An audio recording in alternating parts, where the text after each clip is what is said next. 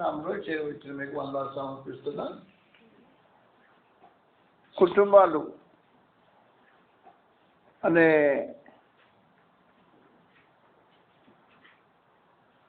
సమాచారాన్ని బైబిల్లో నుంచి ఆలోచన చేస్తున్నాం.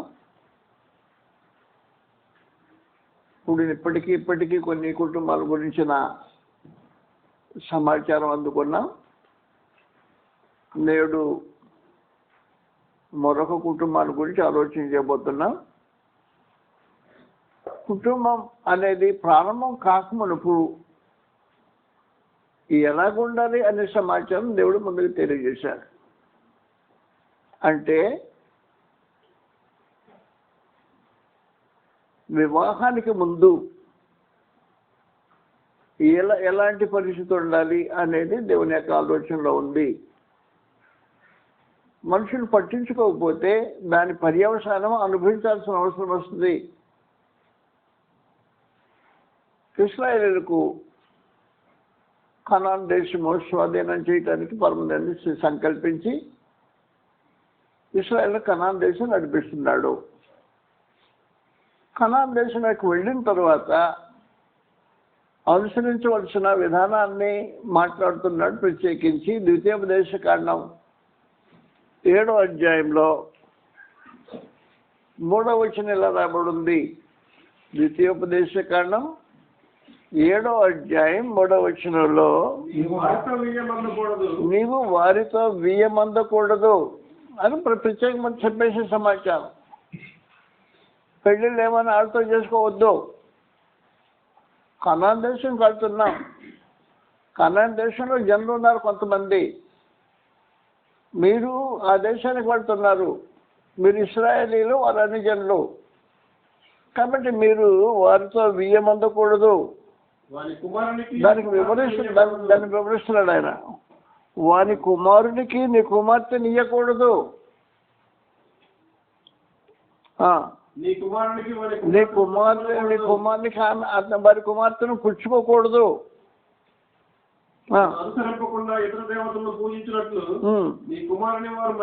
వారు మళ్లించుదురు. రగులుకొని అది సమాచారం చెప్పేశాడు. కాబట్టి వాస్తవానికి అన్ని జాతి వారితో సహవాసం చేయకూడదు. అన్ని జాతి వారితో వియ్యమందకూడదు. నీ కుమార్తెను వారికి ఇవ్వకూడదు. వారి కుమారునికి నీ కుమార్తెను ఇవ్వకూడదు. ఏం చేయకూడదు. క్లీన్గా సమాచారం చెప్పేశాడు. చెప్తే నష్టం వచ్చింది. ఏం నష్టం వచ్చింది? అప్పుడు ఏమో నష్టం వచ్చిందో గ్రంథం చూడబోతాం.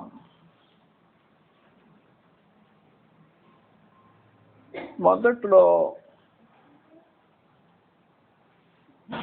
లోకంలో మహాజ్ఞాని, ఎంతవరకు అలాంటి జ్ఞాని పుట్టలేదు, ఉండబోడు. సొలొమోను చేసిన దుర్మరణం మొట్టమొదటి కార్యక్రమం ఇది. చేయకూడదు అని దేవుడు తెలియజేశాడు. సొలొమోను జ్ఞాని అయి ఉండి ఆ పొరపాటు చేశాడు. మొదటి రోజుల్లో 11వ అధ్యాయం, మొదటి రాజులు 11వ అధ్యాయంలో 4వ వచనంలో రాబడింది.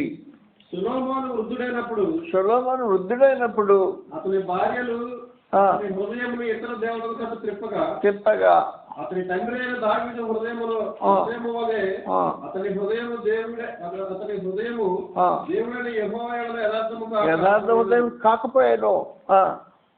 సొలొమోను సీదోను దేవతను మిల్కోమోను అమోరీల హేయమైన దేవతను అనుసరించినట్టును. ఈ ప్రకారము సొలొమోను యెహోవా దృష్టికి చెడు నడత నడిచి తండ్రి అయిన దావీదు అనుసరించినట్లు యథార్థ హృదయముతో యెహోవాను అనుసరింపలేదు. సొలొమోను కెమోషుడు మోయాబీల హేయమైన దేవతకును మేలకును అమ్మనీయుల హేయమైన దేవతకును యెరూషలేము ఎదురున్న కొండ మీద బలిపీఠములు యెరూషలేము దేవునికి మంచి గొప్ప ఆలయం కట్టాడు. తన దేవతలకు ధూపం వేయించు బలులు అర్పించుచుండిన దేవుని మందిరాన్ని డెడికేట్ చేశాడు, ప్రత్యేకించి సమర్పణ చేశాడు. దానికి వ్యతిరేకంగా దేవత భార్యలకు గుళ్ళు కట్టాడు. యెరూషలేము దేవాలయం దేవునికి విగ్రహాలకు వ్యతిరేకించి. అందువల్ల ఏం జరుగుతుందంటే బియ్యం అందకూడదు. నీ బిడ్డని వాళ్ళకి ఇవ్వకూడదు, వారిని నీ పుచ్చుకోకూడదు. ప్రతిసారి ఈ అనర్థకం జరుగుతూనే వచ్చింది. ఈ సమయం ప్రత్యేకించి మనము ఆహాబుని గురించి చదవబోతున్నాం. ఆహాబు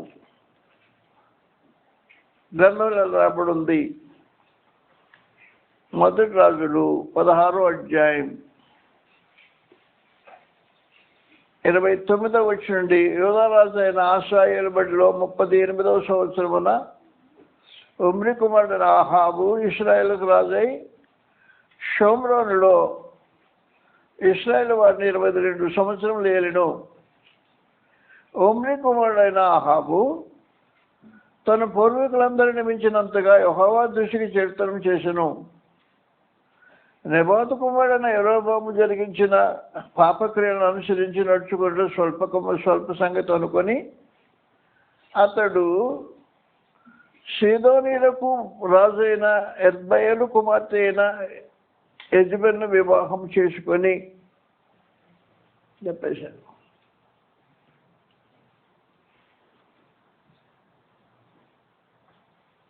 ఇది పాపం చేయడం చాలు అనుకున్నాడు అన్నమాట.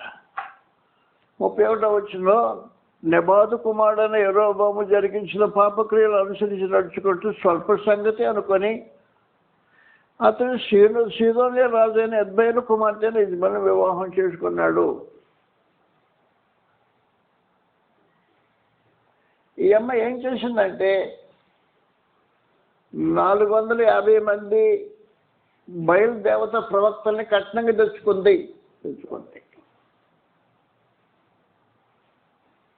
ఎవరిచ్చారు కట్నం? తాను తెచ్చుకుంది.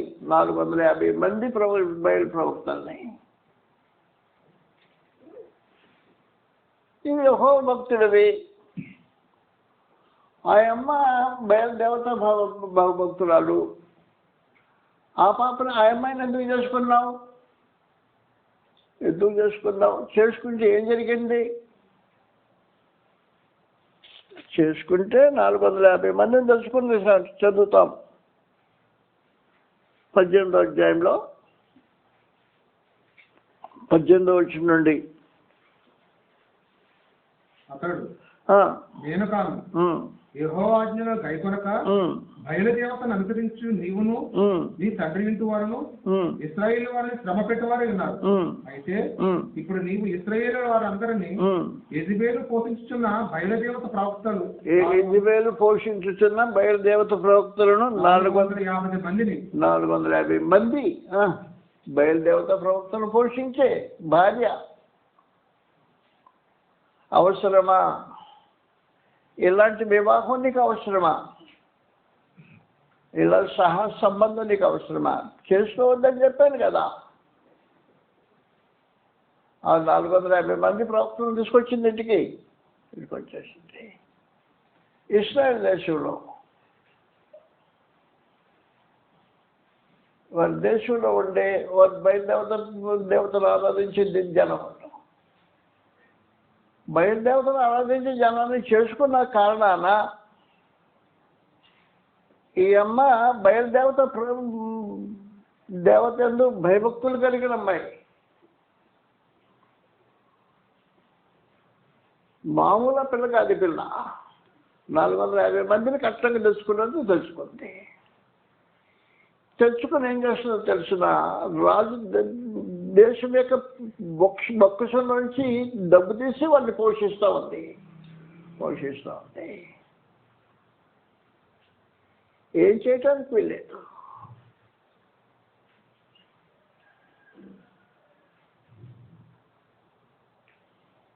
భార్య మాటకు తిరిగి చెప్తానికి అవకాశం లేదు. ఇది చాలదు అన్నట్టు ఇంకొక 400 మందిని ఎక్స్ట్రా చదువుతాం. అక్కడ ఉంది అసారాదేవి ప్రవక్తలైన 400 మందిని నా యొద్దకు కర్మేలు పర్వతం చెప్పాను. 400 ప్లస్ 450 మొత్తం కలిసి 850 మంది బయలు ప్రవక్తలు, అక్షరాదేవి ప్రవక్తలు పోషించే ఒక కార్యక్రమం ఇస్రాయేల్ దేశంలో.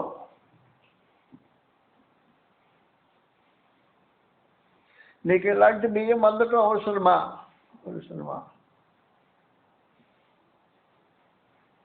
కాబట్టి వాస్తవానికి ఆహాబు చేసిన దుర్మార్గము కార్యక్రమం యెరోబాము చేసిన దానికంటే ఎక్కువగా మొదటి యెరోబాము ఏం చేశాడు అంటే దేవత ప్రతిమను చేసుకొని దూడం చేసుకొని బయలుదేవత దూడం చేసుకొని బంగారు దూడం చేసుకొని ఆరాధన చేశాడు. అది చాలదు అన్నట్టు ఇప్పుడు ఇతని వివాహం బాంధవ్యంతో ఇస్రాయేల్ దేశాన్ని పాడు చేసేసాడు సంపూర్ణంగా.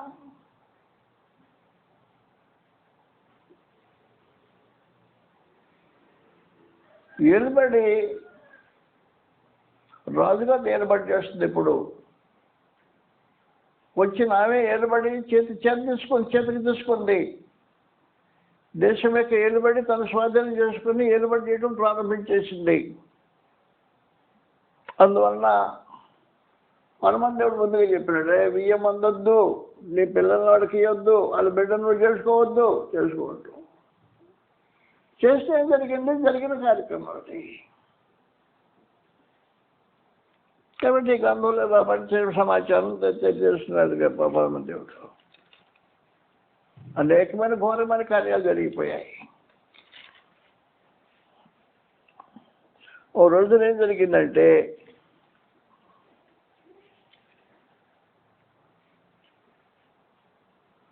రాజుగారికి ఇంటి ప్రక్కనే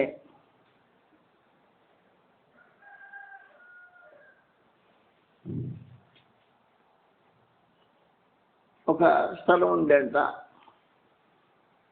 ఇంటి ప్రక్కనే స్థలం ఉంది, వేరే వాడి స్థలం అది. పరమంత దేవుని యొక్క నియమం ప్రకారం ఏం చేయకూడదంటే ఇశ్రాయేలీయులు భూమిని శాశ్వత విక్రయం చేయకూడదు. ద్వితీయోపదేశకాండం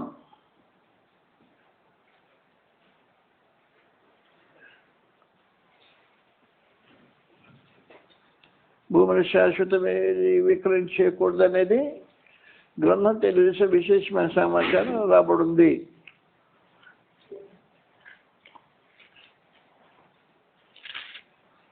లేవీకాండంలో 25వ అధ్యాయం 23వ వచనం. లేవీకాండం 23వ అధ్యాయం 25వ అధ్యాయం 23వ వచనంలో భూమిని శాశ్వత విక్రయం చేయకూడదు. కాబట్టి భూమిని శాశ్వత విక్రయం చేయకూడదు అనేది ఒక దేవుని యొక్క శాసనం. అయితే ఏం జరిగిందంటే 16వ అధ్యాయంలో ఒక పరిస్థితి ఏర్పడింది. 29వ వచనం నుండి 16వ అధ్యాయం, మొదటి రాజులు 16వ అధ్యాయం 29వ వచనం నుండి చదువుతాం.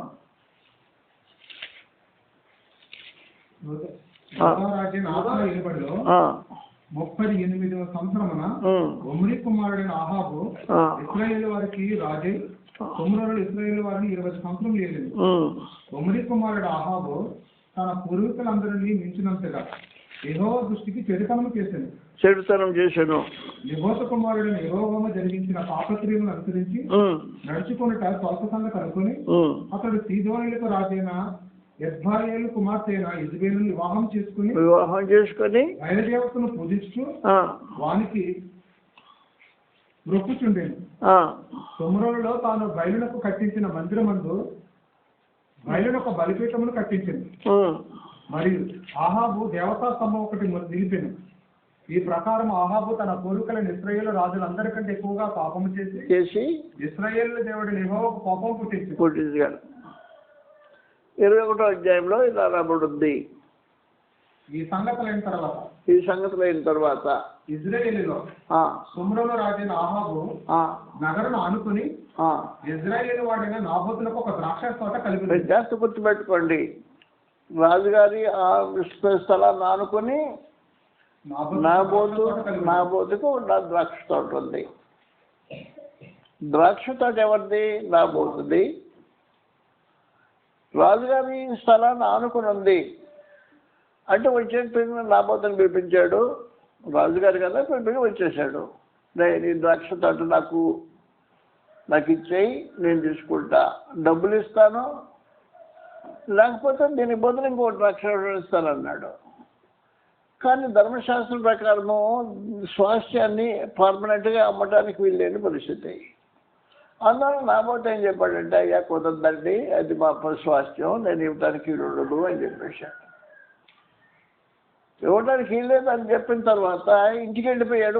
రాజుగారు మూతి ముడుచుకుని పడుకున్నాడంట. చదువుతా మాటలు రాయబడి ఉన్నాయి 4వ వచనం నుండి.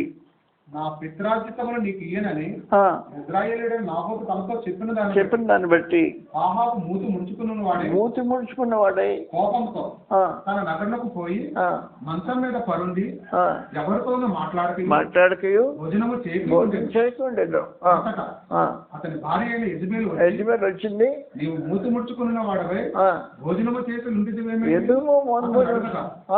ఏమైంది మూతి ముడుచుకుంటూ పడుకున్నావు, నేను భోజనం చేయలేదు అని అడిగిందంట.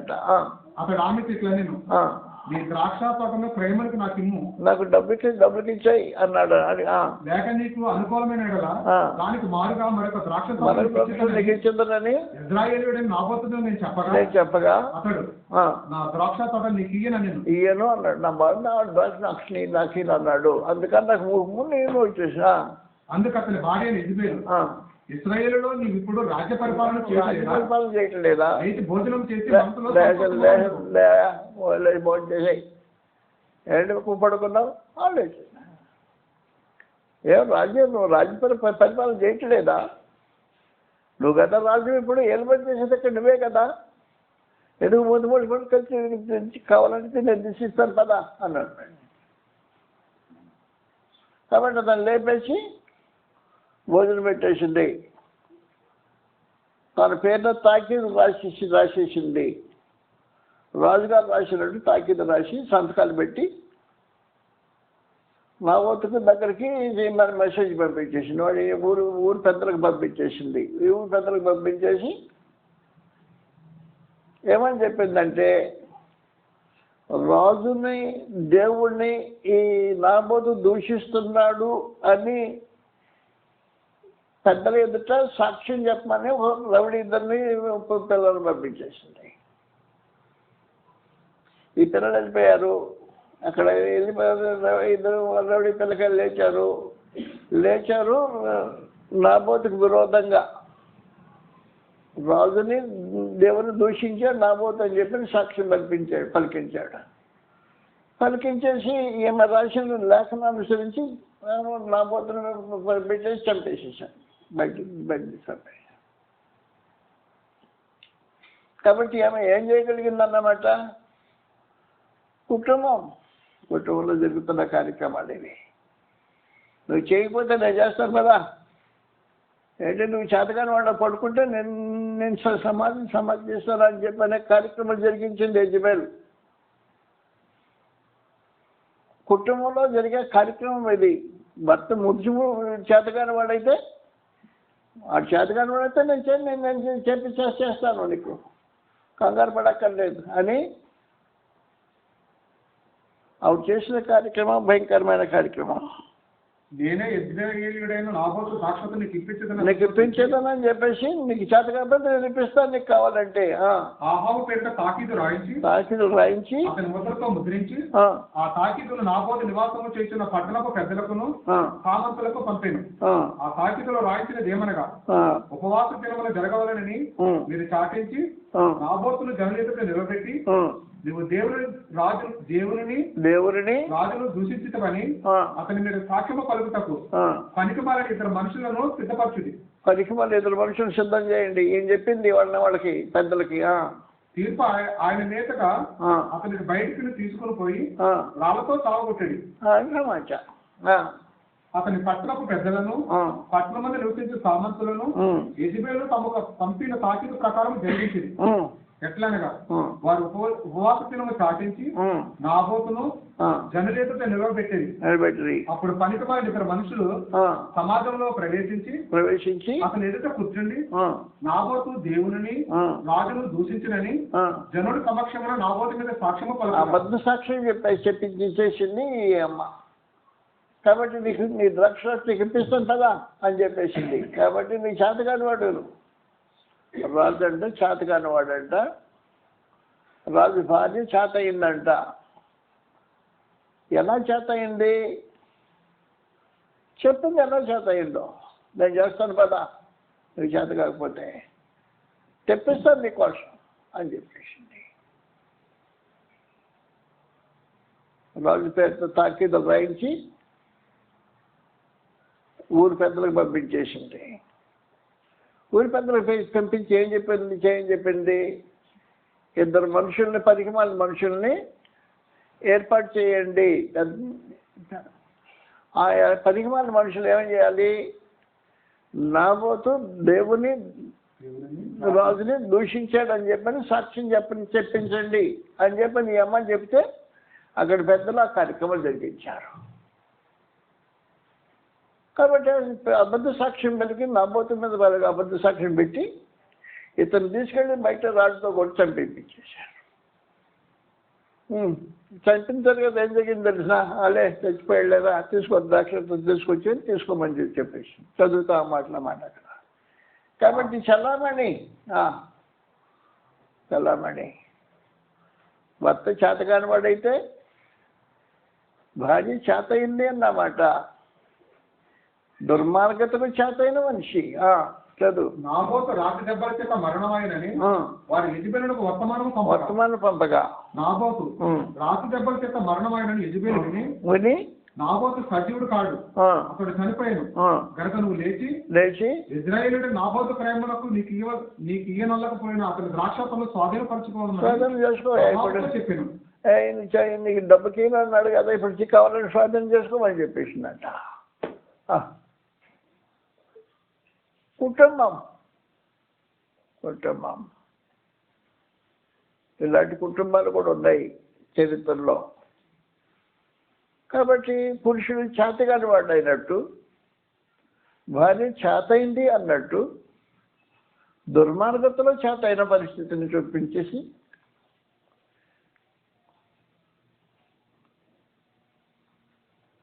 నువ్వు ద్రాక్ష తోటలు తీసుకుని క్రయదానికి డబ్బులకి ఏమన్నాడు కదా, నువ్వు ఊరికే పోయి స్వాధీనం చేసుకో ఇక మీదట, వాడు డేట్ చచ్చాడు అన్నాడు. ఎవరు చంపారు దాన్ని? అతన్ని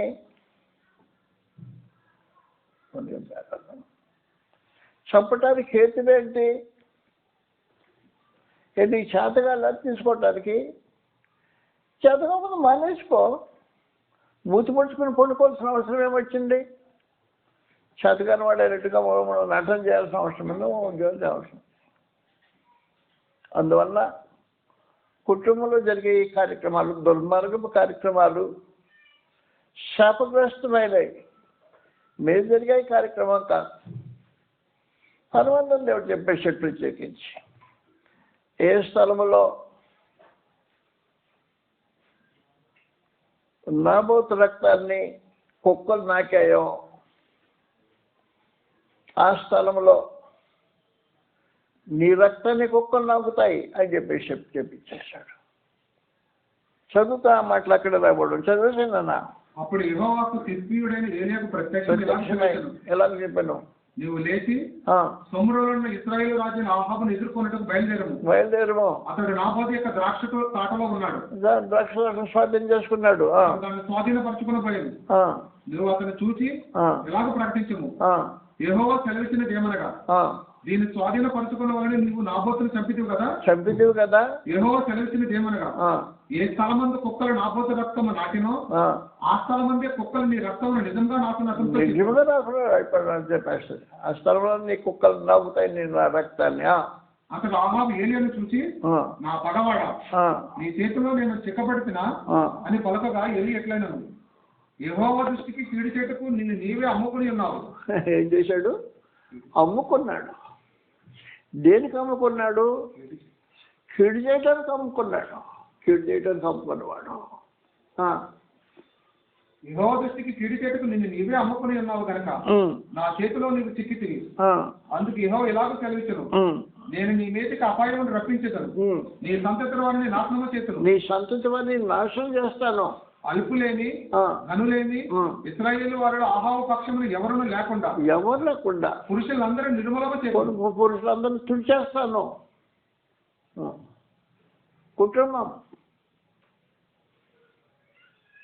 తండ్రి తల్లి, తల్లిదండ్రుల యొక్క దోషమును బట్టి బిడ్డలు తుడిచేస్తాను మిమ్మల్ని. ఇశ్రాయేలు వాడు పాపము చేయుటకు నీవు కారకుడవై నాకు కోపము పుట్టించితివి కనుక నెబోతు కుమారుడైన యెరోబాము కుటుంబమునకును అహీయా కుమారుడైన బయసా కుటుంబమునకును నేను చేసినట్లు నీ కుటుంబమునకు చేయదని యెహోవా సెలవిస్తున్నాడు చెప్పాడు. మరియు యెజెబెలు గురించి యెహోవా సెలవిచ్చినదేమనగా, యెజ్రెయేలు ప్రాకారం మీద కుక్కలు యెజెబెలును తినివేయను. వాడిని పిల్లలు కుక్కలు తింటాయంట. అంతే సమాచారం. కుక్కలు తినేస్తాయి మీ భార్యని. నీ రక్తాన్ని కుక్కలు లాగుతాయి, నీ భార్యను కుక్కలు తినేస్తాయి. కనీసం చనిపోతే పాతి పెట్టేవాడు కూడా ఉండరు. గట్టి ఉండదు. కుక్కలు తినేస్తాయి. అవసరమా ఇలాంటి పరిస్థితి? అవసరం. కుటుంబానికి అవసరమా? పట్టణమందు చచ్చు ఆహాబు సంబంధికులను కుక్కలు తినివేది. పట్టణంలో చేస్తే కుక్కలు తింటాయి, బయట భూమిలో చేస్తే ఆకాశ పక్షులు తినేస్తాయి. అంటే అయిపోతుంది. గతి, కుటుంబానికి గతి పట్టే గతి పరిస్థితి ఏర్పడిచాడు. యెహోవాకు ఎదురుగా కీడు చేయడానికి నీవు అమ్మేసుకున్నావు. అమ్మేసుకునే కారణాలు జరిగింది. అందువల్ల వాస్తవ సమాచారం ఏమంటే, పరమదేవుడు కుటుంబంలో జరిగే కార్యక్రమాలను చూస్తుంటాడు. నీ పాత్ర ఏంటి? నీ భార్య పాత్ర ఏంటి? నీ బిడ్డల పాత్ర ఏంటి? ఎవరికి వచ్చిన కీడు ఎలా వస్తుంది అనే సమాచారం జాగ్రత్తగా ఆలోచించడం అవసరమవుతుంది.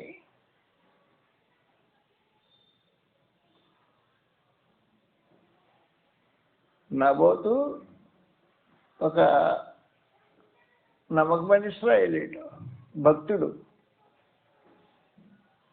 దైవ నియమాలను కొనసాగేవాడు.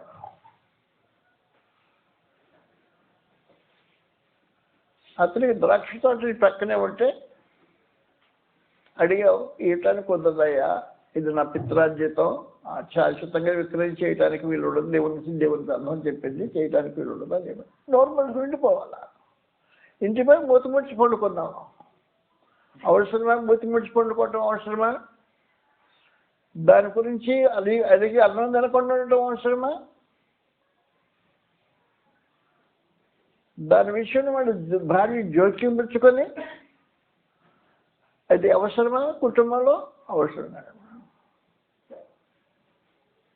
నీ చేతకాని పని నేను చేపిస్తాను పదా అని అంటాం అవసరమా? అవసరం. అందువల్ల ఇదంతటి కారణం ఏమంటే,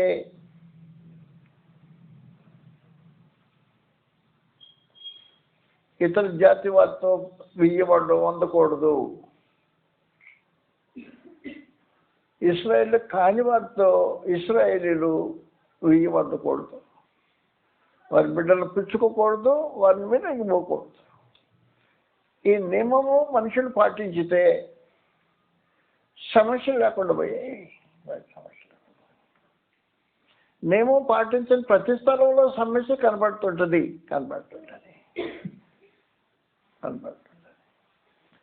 మనం ఏమనుకుంటామంటే దాదాపుగా పెళ్ళైనాక మర్చుకోవచ్చులే అనుకుంటుంటాం.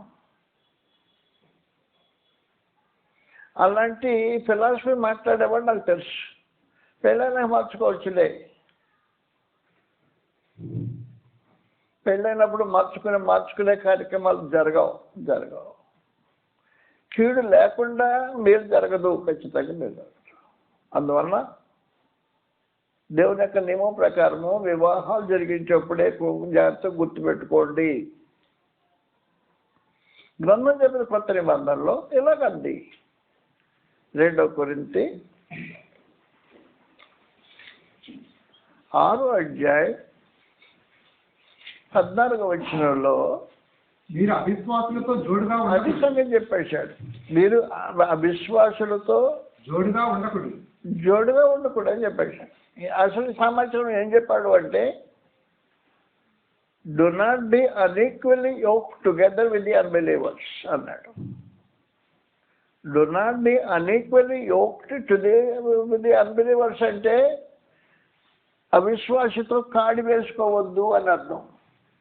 ఒకే కాడి ఒక బండి లాగుతుంది అనుకో, ఒక ప్రక్కన ఒక ఎద్దు ఉంది, రెండో ప్రక్కన అవిశ్వాసం వేసుకోవద్దు అని చెప్పేశాడు. అంటే వివాహ బాంధవ్యాలు అవిశ్వాసులతో చేసుకోవద్దు అని క్లియర్గా చెప్పిన సమాచారం అది. ఎప్పుడైనా పని జరిగితే మనుషులు దానికి సంబంధించిన శిక్ష అనుభవించకుండా పరిస్థితులు సజావుగా ఉండవు. మనం ఏమనుకుంటామంటే మా అన్నని పెళ్ళైనాక మార్చుకోవచ్చులే అనుకుంటాం. అది నీ జ్ఞానం, దేవుని యొక్క ఏర్పాటు కాదు. అందువల్ల ఏం చెప్పాడంటే, do not be unequally yoked together with the unbelievers. అవిశ్వాసులతో జోడ వేసుకోవద్దు. 2 ఎద్దులు కరెక్ట్గా ఎద్దులు ఉండాలి. ఒక ఎద్దు ఒక గేదెను కట్టకూడదు. ఒక ఎద్దు ఒక గేదెను కట్టినట్టు ఒక అవిశ్వాసితో జోడ వేసుకుంటే జరిగే కార్యక్రమం అది. అందువలన కుటుంబాలు అనే దానికి పునాది వివాహం పునాది కనుక పరమన్ దేవుడు ముందుగానే తెలియజేస్తూ వివాహం ఏర్పాటులో అవిశ్వాసులతో విడజోడవద్దు, అన్ని జనులతో బియ్యం వండొద్దు, వారి పిల్లల్ని మీరు పుచ్చుకోవద్దు, మీ బిడ్డల్ని వారికి ఇవ్వద్దు.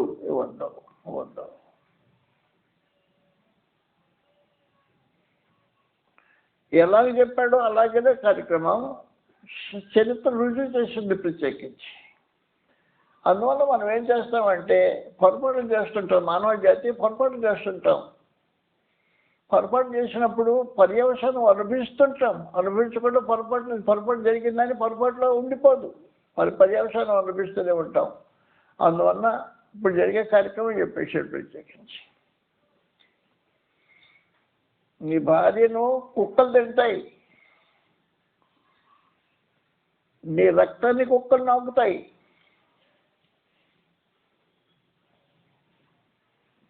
ఆ మాటలు విన్న వెంటనే ఆహాబు భయపడిపోయాడు. భయపడిపోయి దీనంగా ప్రవర్తించడం ప్రారంభించాడు. గ్రంథం ఇలా రాబడి ఉంది. పరమన్ దేవుడు ఏం చేస్తుంటాడంటే, మారు మనిషి పొందితే లేదు పశ్చాత్తాపడితే కృప చూపెడతాడు. కృప చూపించే దేవుడు ఆయన. చదువుతాం 27 27 వచ్చా. ఆహాబా మాటలు విని తన వస్త్రములను చింపుకొని గోనెపట్ట కట్టుకుని ఉపవాసం ఉండి గోనెపట్ట మీద పరుండి వ్యాకులు పడుతుంటే యెహోవాకు తిష్బీయుడైన ఏలీతో ప్రత్యక్షమైంది. ఆహాబు నాకు భయపడి వినయముగా ప్రవర్తించుట చూచితివా? నాకు భయపడి అతడు వినయముగా ప్రవర్తించిన చేత ఆ అబ్బాయి అతని కాలమునందు సంభవింపకుండా ఆపి అది సమాచారం. ఈ అపాయం అతని కాలంలో చంపకుండా ఆపేసి అతని కుమారుడి కాలంలో కుటుంబం మీదకి రప్పించేస్తానని చెప్పేశాడు. కుటుంబం మీదకి వచ్చే కార్యక్రమం ఖాయం. నీ కుటుంబం నాశనమయ్యేది ఖాయం. 2వ రాజుల్లో 9వ అధ్యాయం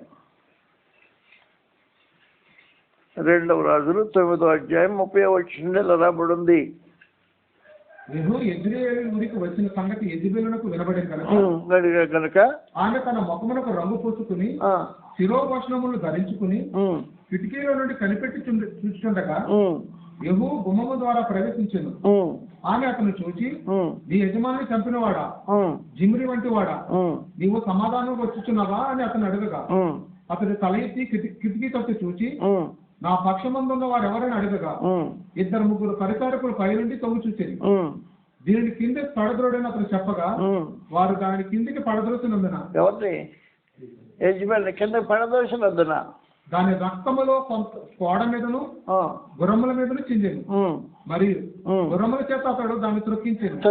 అంతే సంగతి. మనిషిని ఎవరిని యజమాని గుర్రాల చేత తొక్కించేశాడు. అతడు లోపల ప్రవేశించి అన్నపానములు చేసిన తర్వాత ఆ శాపగ్రస్తురాలైన రాజకుమార్తె గనుక మీరు వెళ్లి దాన్ని కనుగొని పాతి పెట్టడని ఆజ్ఞగా వారు దాన్ని పాతి పెట్టబోయేది. అయితే దాని కపాలమును పాదములను అరచేతులను తప్ప మరి ఏది కనబడలేదు. ఏమైపోయింది? కుక్కలు తినేసాయి. కపాలము పాదములు అరచేతులు తప్ప ఇంకేం మిగిలిలేదు. ముక్కలు తినేసాయి. అందువలన వాస్తవం ఏం జరిగిందంటే కుక్కలు తినేస్తాయి అన్నాడు. దుర్మార్గంగా ప్రవర్తించిన మనిషి, బయలుదేవత ప్రవక్తలు పోషించిన మనిషి, ప్రవక్త విరోధంగా నిలబడిన మనిషి, ప్రవక్తలు ఏ లేక వార్నింగ్ ఇచ్చేసింది, రేపటి నుంచి సంస్థని చంపేస్తానని రేపేసింది. కాబట్టి వాస్తవానికి ఏలియా రోజున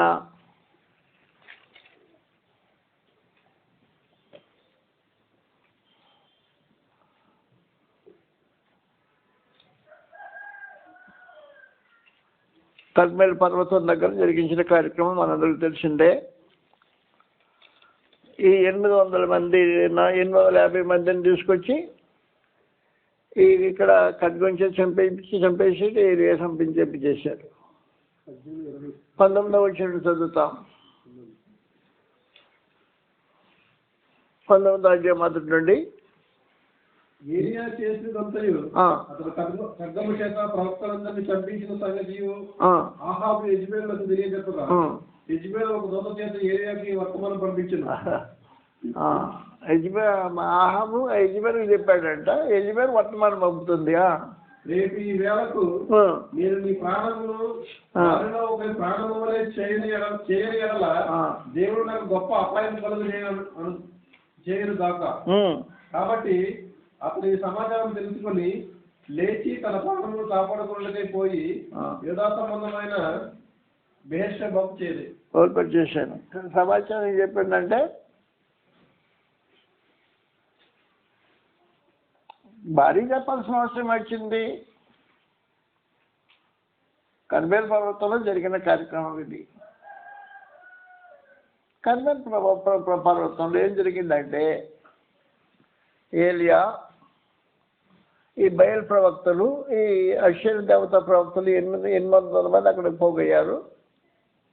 తాను ఒక్కడే నిలబడ్డాడు యెహోవా పక్షంగా. అప్పుడు చెప్పేశాడు, యెహోవా దేవుడో లేకపోతే బయలుదేవుడో తెలుసుకుందాం మన రెడ్డి అని చెప్పేశాడు. తెలుసుకున్నామని వచ్చేసారు. కర్మేల్ పర్వతం దగ్గరకు వచ్చారు. వచ్చిన తర్వాత చెప్పేసి సమాచారం, నేను మీకు ఒక ఎద్దుని ఇస్తున్నా, దీన్ని మీరు సిద్ధపరిచి బలిపీఠ మీద పెట్టి అగ్ని పెట్టకుండా కాల్చి దహింపజేయమనండి అని చెప్పేశాడు. వారు ఒక ఎద్దును తీసుకున్నారు, దాన్ని వధించారు, బలిపెట్టి మీద పెట్టారు. వాళ్ళ దేవతకి ప్రార్థన చేస్తున్నారు. అగ్ని పెట్టకుండా దేవత వచ్చి కలిసి మండించాలా అని చెప్పారు ఆయన. అది దేవత అయితే కదా. వారికి మీదట ప్రార్థన చేస్తూ సాయంత్రం మధ్యాహ్నం వరకు ఏడుస్తూ గోల చేస్తూ రక్కుకుంటూ గాయాలు పరుచుకుంటూ ప్రార్థన చేస్తూ ఏమేం జరగల. అదే వాడు నిద్రపోతాడే పిలవండిరా, ప్రయాణంలో ఉన్నాడా కనుక్కోండిరా అని చెప్పని ఏది ఎగతా చేస్తాడు వాళ్ళని. ఏం చేసినా వాళ్ళ దేవత సమాధానం చెప్తాడు. తప్పకుండా రేఖ మీదట నాకు ఏం ఛాన్స్ అని చెప్పని ఏరియా సాక్షి తీసుకొని తను ఒక ఎద్దును తీసి వదిలించి పెట్టేసి నీళ్లు పోసి కళ్ళకన్నా వేసేసి చదివేసేసి పూర్తిగా ప్రార్థన చేశాడు. ఆకాశం చెగ్గునొచ్చింది, దహించేసింది. యెహోవా దేవుడని రుజువు చేయబడింది. చేయబడిన తర్వాత బయలుదేవత దేవుడు కాదు కాబట్టి బయలుదేవత ప్రవర్తన చంపేయంటారని చెప్పేసాడు. చంపేసాడు. ఈ చంపిన కార్యక్రమము ప్రత్యక్షంగా ఆహాబ్ చూశాడు, రాజు చూశాడు. రాజు చూసిన తర్వాత తనేం చేయాల ఏలియాని ఇంటికి వెళ్ళిపోయాడు. ఇంటికి వెళ్ళిపోయిన తర్వాత రిపోర్ట్ ఇచ్చాడు బాధికి. ఏం జరిగిందో తెలిసిన ఏలియా వాళ్ళందరినీ చంపేపించాడు అన్నాడు.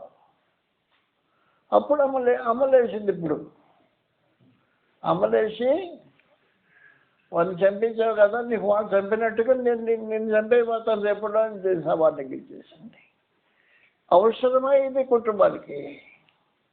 అందువల్ల నేను మీకేం చెప్తున్నాను అంటే ఇనిషియేటివ్ భర్త చేసిన కార్యక్రమం భార్య తీసుకొని నేను చేస్తాను నీకు ఇప్పుడు మరి ప్రత్యక్షం అని చెప్పనే కార్యక్రమం. ఆ కార్యక్రమం జరిగిన కారణం వల్ల ఇప్పుడు ఏం చేశాడంటే పరమాత్మ దేవుడు దానికి శిక్ష విధించి యెజబెలు చేసిన కార్యక్రమాన్ని బట్టి కుక్కలు తింటాయి యజమాని, కుక్కలు తినేస్తాయి. యెహూ వెళ్ళాడు,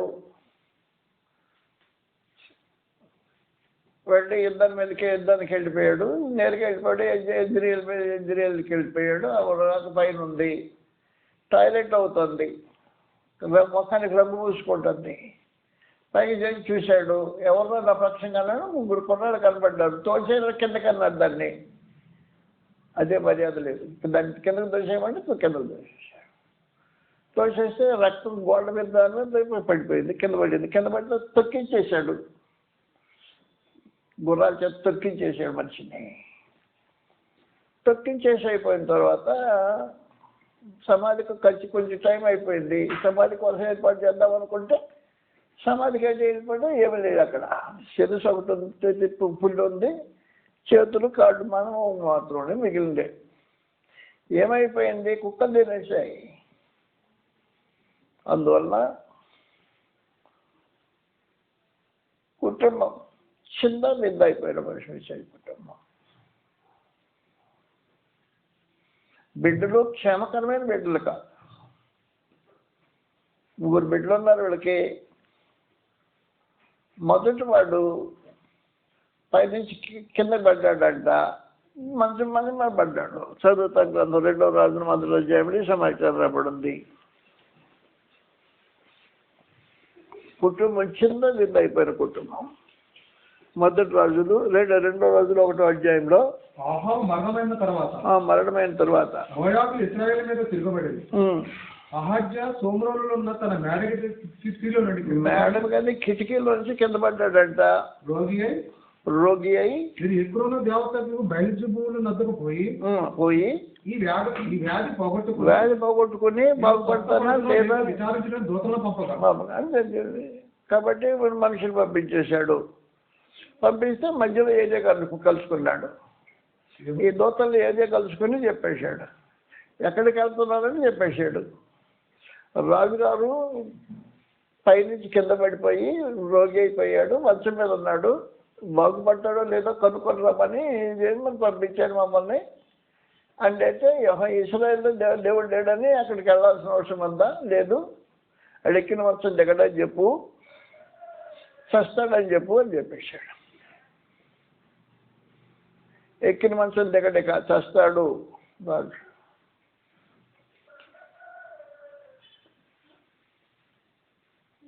ఇప్పుడు ఏలియాను ఎక్కడున్నా కూర్చున్నాడు, కొండ మీద కూర్చున్నాడు.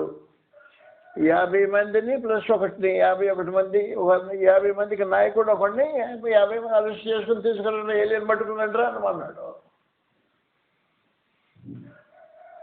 ఏలియన్ పట్టుకురమ్మని అరెస్ట్ వారెంట్తో ఒక 50 మంది అధికారిని పంపిస్తే అధికారి వెళ్ళాడు.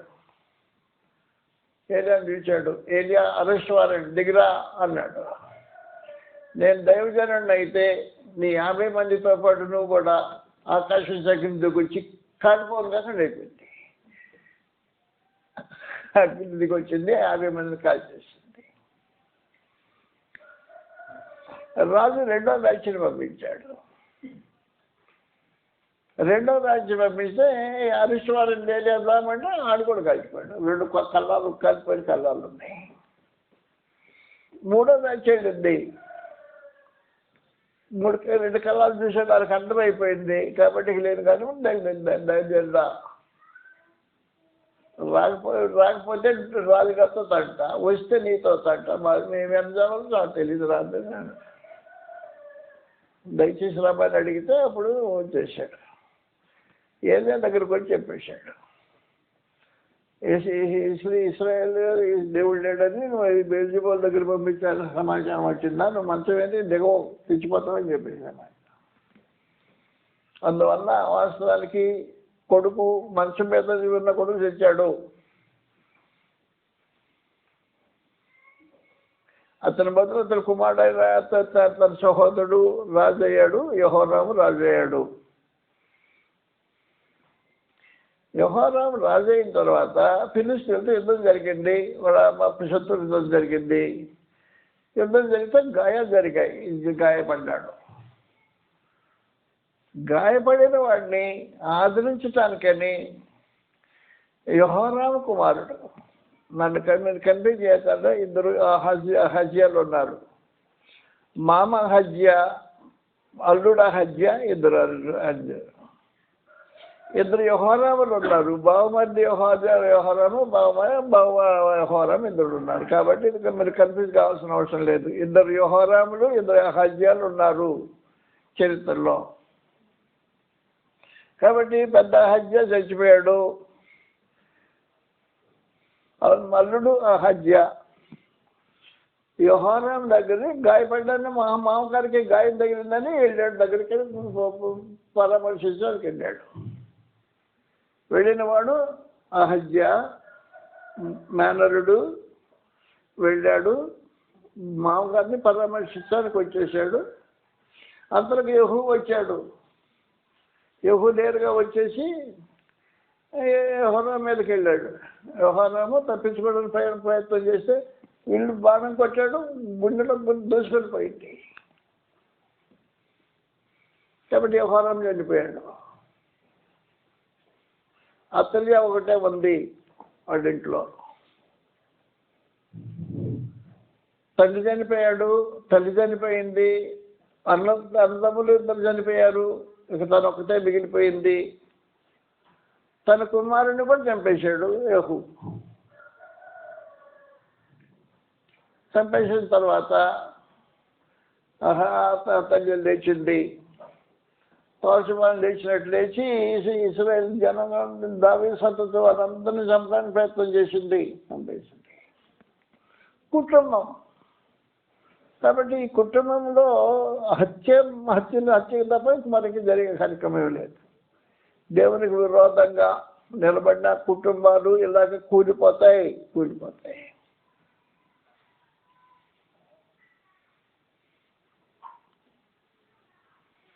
చరిత్ర చెప్పాము ఈ వాస్తవాలు. యెహోవా యందు భయభక్తులు కలిగి ఆయన కట్టలను అనుసరించి నడుచుకోవటం అనేది కుటుంబానికి అవసరమైన సమాచారం. అందువలన వివాహపు విషయంలోనే ప్రారంభంలోనే సంగతులు ఆలోచన చేయండి. పెళ్లి చేసుకుని మేము మార్చుకుందామనే ఆలోచనలు పొరపాటు ఆలోచన చేయొద్దు. క్రీస్తువులో అపోస్తలుల బోధ ప్రకారం ఉన్న వారిని వివాహంలోకి అంగీకరించడం, చేసుకోవటం కానీ ఇవ్వటం కానీ జరగాల్సిన కార్యక్రమం జరగాల. ఈ రోజున క్రీస్తు సంఘం అనే పేరుతో కూడా అపోస్తలుల బోధలు లేని కొన్ని జనాంగాలు ఉన్నాయి. దానివల్ల పెద్ద ప్రయోజనం ఉండదు. అందువల్ల స్వజనం, మీ స్వజనం ఎవరు అంటే క్రీస్తువులో అపోస్తలుల బోధలో ఉన్నవారు మీ స్వజనము. వాళ్ళు మీ స్వజనం. ఎక్కడున్నా స్వజనం. ఇక్కడ కాకపోతే అక్కడ ఉన్న అబ్రహాం కోరుకున్న స్వజనం దగ్గరికి వెళ్ళి ఇక్కడ పిల్లలొద్దు మాకున్న స్వజనం దగ్గరికి వెళ్ళండి అని చెప్పినట్టు నీ స్వజనం ఎక్కడుందో అక్కడ వార్త విజయవాన్ని పొంది అపోస్తలుల బోధన క్రమంలో జీవితాన్ని కొనసాగించడం అనేది జీవిత పరమ దేవుడు కోరుకునే విశేషమైన సమాచారం ఉంది. కుటుంబాలు కట్టుబడాలి. అపోస్తలుల బోధ నియమం ప్రకారం కార్యక్రమాలు కొనసాగించాలి. వాస్తవానికి ఏం జరగాలి అంటే క్రీస్తు సంఘంలో ఈ రోజున మన మధ్యలో పరిచారకులు లేరు. లేకపోవడానికి కారణం ఏంటంటే కుటుంబాలు కట్టుబడిన కుటుంబాలు కాదు. కట్టుబడిన కుటుంబాలు కావు. మన మధ్యలో పరిచారకులు లేరు. మనం మీ భక్తిని గురించి సందేహించటం లేదు. కుటుంబాల గురించి మాట్లాడుతున్నాను నేను. వ్యక్తిగతంగా భక్తి కలిగిన వారే కావచ్చు, కానీ కుటుంబాలుగా కట్టుబట్టడం వల్ల ఒక విశేషమైన సమాచారం కావాల్సిన అవసరం ఉంటుంది. అందువల్ల నేడు క్రీస్తు సంఘంలో అవసరమైన పరిస్థితులు ఏంటంటే గ్రంథం ఇలాగ అంది, ఇది నా బాధ్యత, నా ఏడుపు, అంతకంటే లేదు. నా ఏడుపు ఏమో ఏంటంటే స్థానిక సంఘంలో పెద్దలు ఏర్పాటు చేయాలా, పరిచారకులు ఏర్పాటు చేయాలా. అది దేవుని యొక్క ఆజ్ఞ. సువార్థికుడికి ఇవ్వకుండా ఆజ్ఞ. కాబట్టి సువార్థికుడిగా నా బాధ్యత ఇది, కాబట్టి నా ఏడుపు ఇది అని చెప్తున్నాను మీకు. గ్రంథం ఎలాగంటుంది, 1 తిమోతి 3వ అధ్యాయంలో గ్రంథం తెలియజేసే విశేషమైన సమాచారం. లేకపోతే మొదటి తీతు పత్రిక 1వ అధ్యాయం 5వ వచనం చదువుతాం. తీతు 1:5. నేను నీకు ఆజ్ఞాపించిన ప్రకారం నువ్వు లోకముగా ఉన్న వాటిని దిద్ది ప్రతి పట్టణములోను పెద్దలను నియమించు. పెద్దలు నియమించిన నిమిత్తమే నేను క్రీస్తులో నిన్ను విడిచిపెట్టుతాను. అది సమాచారం. కాబట్టి తీతు నీ పరీక్ష సువార్త కూడా నీ బాధ్యత ఏమంటే లోకంగా ఉన్న వాటిని దిద్దు, ప్రతి పట్టణంలో పెద్దలు నియమించు. ఇది నీ బాధ్యత. కాబట్టి ఎవరు పెద్దలు అని చెప్పాడు. ఎవడైనను నిందారహితుడై ఏకపత్ని పురుషుడును దుర్వ్యాపారం వాడినవాడై అవిధేయులు కాక విశ్వాసులైన పిల్లలు గలవాడనై ఉన్న ఎడల. అవునా, విశ్వాసులైన పిల్లలు కావాలి. ఇప్పుడు తల్లిదండ్రులు విశ్వాసులు అయితే సరిపోవు. విశ్వాసులైన పిల్లలు గలవాడైతే పెద్దగా నియమించడానికి కావాలి. కాబట్టి స్థాయి చాలా పెద్ద ఎత్తుగా ఉంది పరిస్థితి. బైబిల్లో పాత నిబంధనలో ఏ నాయకుడికి ఇలాంటి క్వాలిఫికేషన్ అడగల. అబ్రహాం దేవుడి లక్వాల. అబ్రహాము పితరాలను అందరికంటే గొప్పవాడు. ఇశ్రాయేలుకు పితామహుడు. పితామహుడైన అబ్రహామును కూడా దేవుడు ఇలాంటి కోరిక కోరల. అబ్రహాముకు ఒక భార్య కాదు, ఏకపత్ని పురుషుడు కాదు. భార్య ఉంది, తనతో పాటు మరొక ఆమె జీవితంలోకి వచ్చింది ఏకపత్ని పురుషుడు కాదు. కాబట్టి అబ్రహాము మించిన స్థాయి ఇది క్రీస్తు సంఘంలో. ఏకపత్ని పురుషుడు ఒకే భార్యకు భర్త ఉండేవాడు అయితేనే తప్ప, లేకపోతే నేను పనికిరాడు. ఒకే భార్యకు భర్త అయినప్పుడు డైవోర్స్ అయి ఉండకూడదు, భార్య చనిపోయిందై ఉండకూడదు, ఏకపత్ని పురుషుడై ఉండాలా. అందరూ మొట్టమొదటి నిందారహితుడై ఉండాలి. ఏకపత్ని పురుషుడు నిందారహితుడు. దాంతో ప్రారంభించితే ఎక్కడ ఎవరు లేరు, దాదాపు పాత నిబంధనలు అలాంటి వాళ్ళు ఎవరు లేరు చెప్పడానికి వెళ్ళారు. మహాభక్తులు ఉన్నారు. అబ్రహాం లాంటి, ఇస్సాకు లాంటి, యాకోబు లాంటి భక్తులు ఉన్నారు. యాకోబు ఏకపత్ని పురుషుడు కాదు, అబ్రహాం ఏకపత్ని పురుషుడు కాదు. ఇశ్రాయేలు పితామహులు వాళ్ళ నుంచి ఇశ్రాయేలు జనాంగం వచ్చింది, కానీ ఏకపత్ని పురుషుడు కాదు. ఈ రోజున క్రీస్తు సంఘంలో ఉండే వ్యక్తి ఏకపత్ని పురుషుడు, నిర్ధారహితుడు. మొట్టమొదట కాబట్టి మిగతానుభవుడి పునాది క్రీస్తు సంఘం పునాదుల్లో ఈ పరిస్థితులు ప్రారంభంగా కావాల్సిన అవసరం ఉంటుంది. తర్వాత దిద్దే కార్యక్రమం కాదు ఇది. ప్రతి పట్టణంలో ఈ కార్యక్రమం జరగాల. అలాంటివి జరగాలంటే కుటుంబం ఎలా ఉండాలి?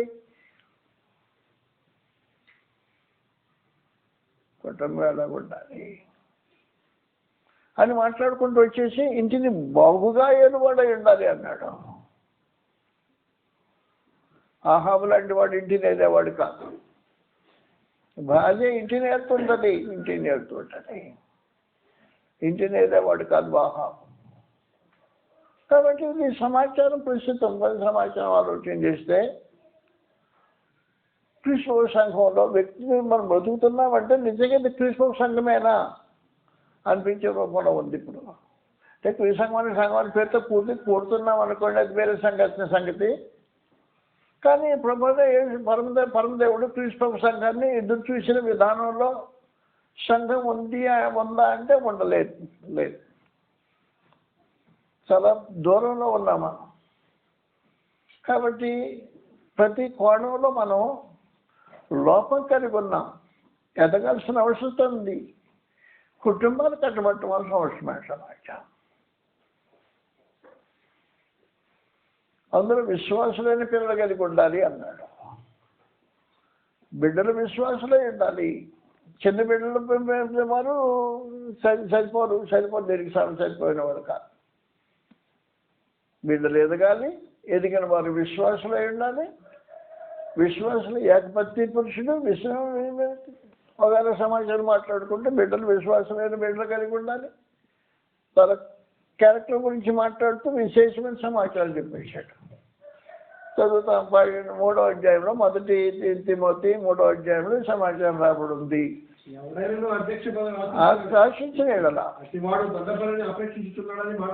నమ్మదగినది. నిందారహితుడు అంటే అతని మీద ఏ నింద వేయడానికి వీలైన పరిస్థితి. రుజువు చేసే ఏ నింద ఉండకూడదు, రుజువు చేయబడే నింద ఉండకూడదు. నింద వేయటం ఒక వంతు, రుజువు చేసే నింద కలిగి ఉండదు. రుజువు చేయబడిన నింద లేనివాడై ఉండాలి వ్యక్తి. ఏకపత్ని పురుషుడును, స్వస్థ బుద్ధి, ఆరోగ్యమైన బుద్ధి ఉండాలి. స్వస్థ బుద్ధిలో రాకుంటే కుదిరే కార్యక్రమం కాదు. స్వస్థ బుద్ధి గలవాడును, మర్యాదస్తుడును, అతిథి ప్రియుడును, బోధింపదగిన వాడు అయ్యండి. బోధకుండా రావాలా. మద్యపాలియు,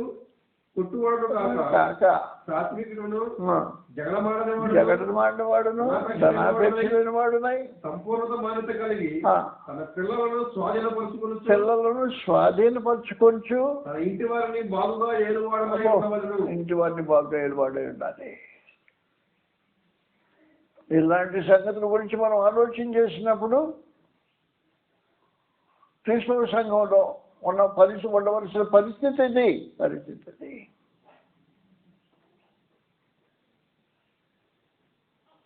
ఎప్పుడు మనం ఈ స్థాయికి చేరుకుంటామో నిజంగా నాకు తెలియదు.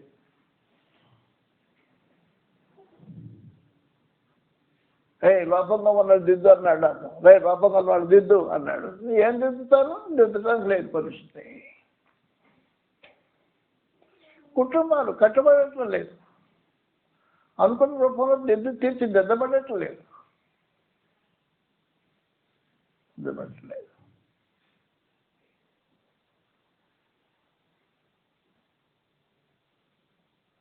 కాబట్టి వాస్తవానికి కుటుంబాలు ప్రారంభంలోనే వివాహపు వేడుకలతోనే కుటుంబం ప్రారంభ పునాదులు కరెక్ట్గా వేసిపోయబడిన పరిస్థితి నుండి అక్కడి నుంచి పెరగడం ప్రారంభించే సమస్య లేకుండా పోతుంటుంది. అందువల్ల జాగ్రత్త గుర్తుపెట్టుకోవాల్సిన అవసరం ఉంది. తర్వాత మార్చుకుందాంలే అనే డైలాగులు నేను అనేక చోట్ల వింటూనే ఉన్నా. గ్రంథాన్ని సమాజాన్ని అంగీకరించిన కార్యక్రమం కాదు. ఎందుకంటే నీకు నిక్కచ్చిగా అపోసల మొదలు బ్రతకాలని ఆలోచన చేసిన ఏ వ్యక్తి భార్య అయినా భర్త సహకారం లేకుండా కార్యం జరిగించలేడు. భర్త అయినా భార్య సహకారం లేకుండా ఏమి సహకారం సాగించలేరు. కాబట్టి జోడ వేసుకునేటప్పుడే కరెక్ట్ అయిన జోడ వేసుకుంటే బాగా లాగే అవకాశాలు ఉంటాయి పరిస్థితి.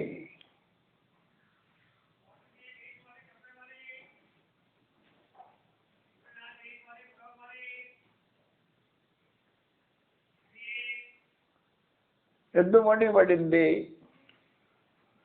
రెండో ఎద్దు లాగుతానంటుంది పద అన్నాడు. అది జరిగింది అహాబు జీవితానుభవంలో. ఆడు మూతి ముడిచి పండుకుంటే నేను చెప్పిస్తాను పద అన్న కార్యక్రమం జరిగింది. కాబట్టి వివాహంలో జరిగిన ఈ దోషము జీవితాంతం వరకు ఇద్దరు నాశనం అయ్యే వరకు అతన్ని రక్తం కుక్కలు నాకే వరకు, ఈమె కుక్కల్ని ఈమె దేహాన్ని కుక్కలు తినే వరకు, బిడ్డ మంచం మీద పడి చచ్చే వరకు, రెండో వాడు బాణం తగిలి వాలిపోయే వరకు, మూడోది కళ్ళు చేత చంపేసే వరకు కార్యక్రమాలు జరిగిపోయాయి. 3 బిడ్డలు హతమైపోయారు. తండ్రి హతమైపోయాడు. హనుమాన్ దేవుడు చెప్పేశాడు, ఇతను పోయి చావాలా, నేను ప్లాన్ చేశాను చెప్పేశాడు. ఆహాబు పోయి చచ్చిపోయేది అలాగా అని ఆలోచన చేసి హనుమాన్ దేవుడు ఆలోచన చేసి చెప్తున్నాడు. ఆహాబు రామత్ గిలాన్ మీదకి వెళ్ళి అతను చచ్చేటట్టుగా ఎవరు ప్లాన్ చేస్తారు అన్నాడు. అడిగాడు. పర్లోకంలో డిస్కషన్ జరుగుతూ ఉంది.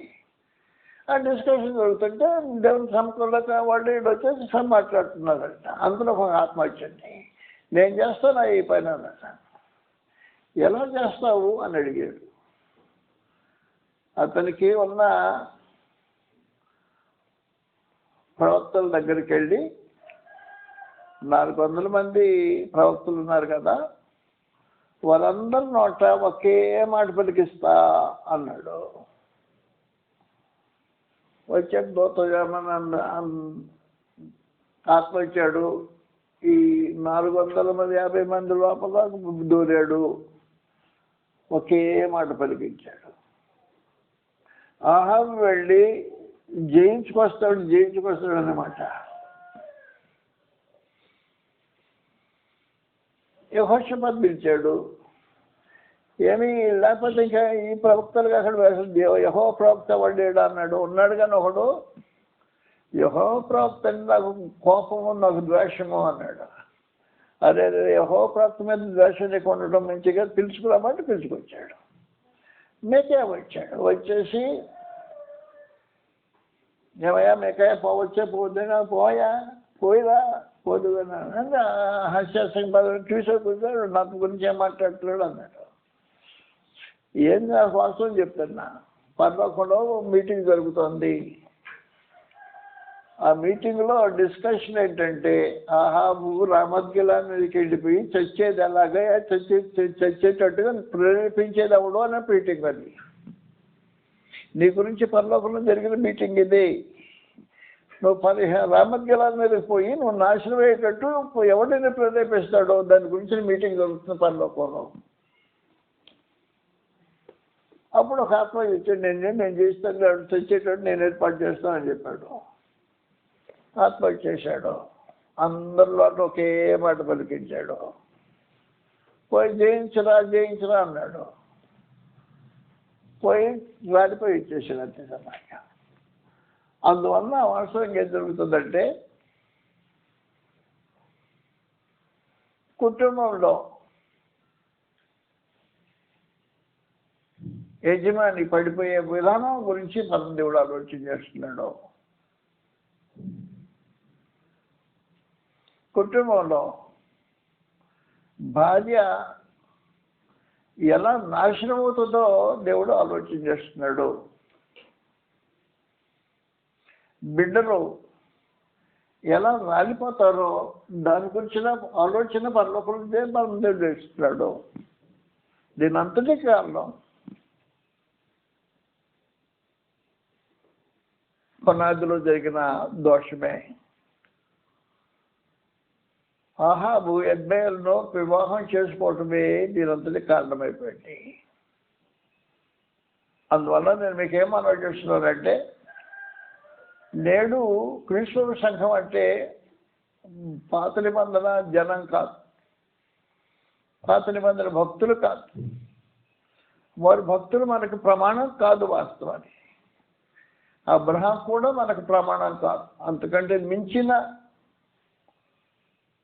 కుటుంబ జీవిత వ్యవస్థ దేవుడు నేడు కోరుకుంటున్నాడు.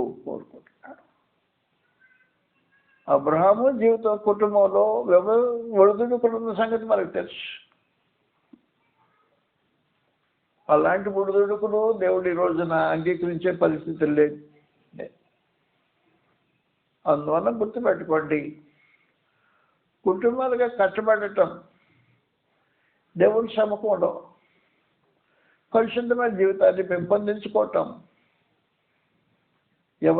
ఎవరి పాత్ర వారిని జాగ్రత్తగా పోషించటం, భారీగా తన పరిస్థితిని దేవుడికి అందరూ తెలియజేశాడు.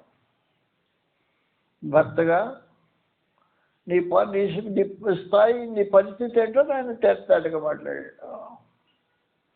కాబట్టి ఎవరి భర్తలు వాడు జాగ్రత్తగా పోషించడం అనేది అవసరమైనది. నేడు క్రీస్తు సంఘంలో మన క్రీస్తు సంఘంలో సభ్యులుగా ఉన్నామా?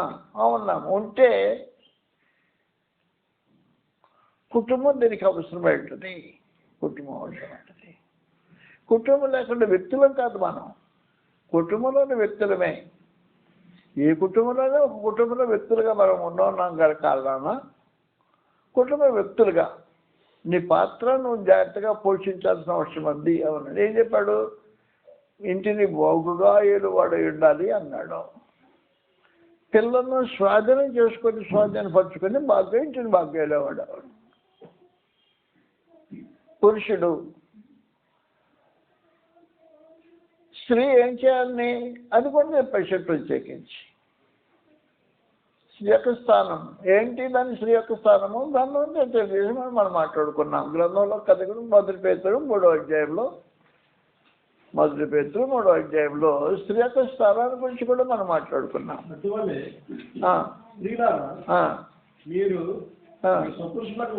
మీ స్వపురుషులకు లోబడి ఉండండి. యజమాని చేసే పని కాదు ఇది. నువ్వేం కానీ లేకుంటే మొహం మూతి పుడుచుకోవడం లేచిపోతుంది చాటు కాని పట్టి మనం నేను తీసుకొచ్చు అవసరం లేదు.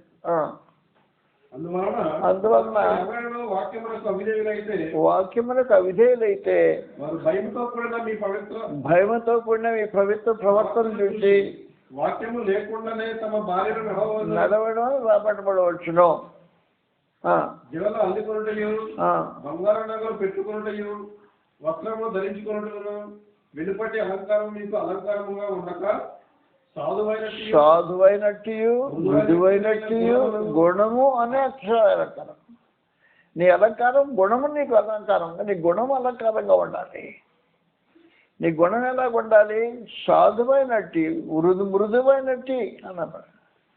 సాధువైనట్టు మృదువైనట్టు అనే అలంకారము యెజబెలుకుందా అంటే యెజబెలుకుండే కార్యక్రమం కాదు. యెజబెల్ జీవిత విధానమే వేరు.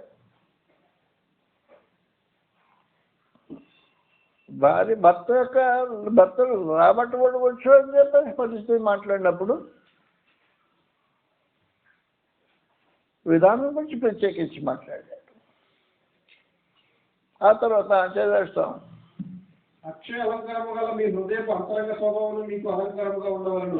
అది దేవుని దృష్టికి మిగులు విలువగలది. అటువలే పూర్వము దేవుని ఆశ్రయించిన పరిశుద్ధ స్త్రీలు తమ స్వపురుషులకు లోబడినట్టు చేత తాము అలంకరించుకునేది. ఆహా, యెజబెల్ అలాంటిదేనా? గ్యారెంటీగా కాదు. స్వపురుషులకు లోబడి ఉండే పరిస్థితి కాదండి. పురుషుని మీద అధికారం చేసే చలామణి చేసే పరిస్థితి. ఆ ప్రకారం శారా అబ్రహామును యజమానుడని పిలుస్తూ అతనికి లోబడి ఉండెను. కొన్నిసార్లు నేను మీకు మాట్లాడాను, చెప్పాను. ఇప్పుడు ఏంటంటే ఈ రోజున నాగరికత ఎక్కువైపోయింది. యజమానుడని పిలిచే పరిస్థితులు లేవు. ఎలాగుంటారు? ఎలా పిలుస్తారు? చెప్పాను కదా, సుబ్బారావు. అది పేరు సుబ్బారావు కరెక్టే. ఈయన భార్య పడుతుంది సుబ్బారావు. సాయంకాలం నేను మార్కెట్కి వస్తాను, అక్కడికి జ్ఞానమే వస్తాను కానీ ఒకటిరా అని చెప్పాడు. ఏమైంది పరిస్థితి? నాగరికత అంటే ఇది నాగరికత కాదు, చెడిపోయిన స్థితి. కాబట్టి సమాజం చెడిపోయిన స్థితి కనబడుతుంది. ప్రత్యేకించి యజమానుడనే గౌరవించే పరిస్థితులు లేవు ఈ రోజున సమాజంలో. యజమానుడని గౌరవించే పరిస్థితి లేదు. లోకంలోని దౌర్భాగ్యత సమాజంలోకి ఎక్కుతుంది. నాగరికత అనే పేరుతో ఈ రోజున చేసే కార్యక్రమాలు దుర్మార్గమైన కార్యక్రమాలు. కాబట్టి జాగ్రత్త గుర్తుపెట్టుకోవాల్సిన అవసరం ఉంది. క్రీస్తు సంఘం అంటే దానికి ఒక స్థాయి ఉంది. దాన్నే క్రీస్తు సంఘం అంటారు. క్రీస్తు సంఘం అని మనం పేరు చెప్పుకుంటున్నాం, కానీ క్రీస్తు సంఘం యొక్క స్థాయి లేదు మనకి. ఆ స్థాయి రావాలి అంటే కుటుంబాలు కట్టబడాల్సిన అవసరం ఉంటుంది. భార్యలుగా భర్తలు, భర్తలుగా భర్తలు, భార్యలుగా భార్యలు, బిడ్డలుగా బిడ్డలు వారి వారి పరిస్థితుల్లో క్రమంగా విధానంగా కట్టబడుతున్నప్పుడు దాన్ని క్రీస్తు సంఘం అంటారు. కాబట్టి క్రీస్తు సంఘం అంటే క్రీస్తువు కోరుకున్న రూపంలో జీవితాలు కట్టుకునే వాళ్ళు క్రీస్తు సంఘమై ఉంటారు. అలా కాకపోతే వ్యక్తులుగా మనం బతుకుతుంటాం. క్రీస్తు సంఘంగా నిత్యత్వాన్ని స్వతంత్రించుకోవటానికి ప్రభువైన యేసు ప్రత్యక్షమై ఈ సంఘాన్ని తీసుకునే కోరిక కలిగిన పరిస్థితుల్లో పరలోకానికి వెళ్ళబోయే పరలోక సంబంధాన్ని పాటలు పాడుకోవటం కాదు, పరలోక సంబంధిని పాప విమోచనని పరలోకం మాట్లాడుకుని పాడవాలి. పరలోకం కాదు. పరలోక సంబంధులు కావాలంటే కుటుంబాలు కట్టబడాలి. అదే కుటుంబాలు కావాలి. కుటుంబాలు కట్టబడటం అనేది వివాహంతో ప్రారంభించబడుతుంటది. వివాహము క్రీస్తునందు ఆయన శరీరమైన సంఘంలో క్రమంగా విధానం జరిగితే సమస్యలు లేకుండా జీవితాలు కొనసాగుతాయి. అలా కాకుండా అవిశ్వాసంతో విజ్జోడుగా ఉంటే ఇటు తిరిగి ఆ ఒడిదుడుకులు జీవితంలో కనబడుతూనే ఉంటాయి. కనుక అలాంటి పరిస్థితి లేకుండా క్రీస్తు శరీరమైన సంఘంగా బ్రతకటానికి జీవితాలు మనం మలుచుకొని దేవునికి అంగీకారం బ్రతకాలని ప్రభువైన యేసుక్రీస్తు వారి పేట మేము మనం చేస్తున్నాం. నమస్కారం.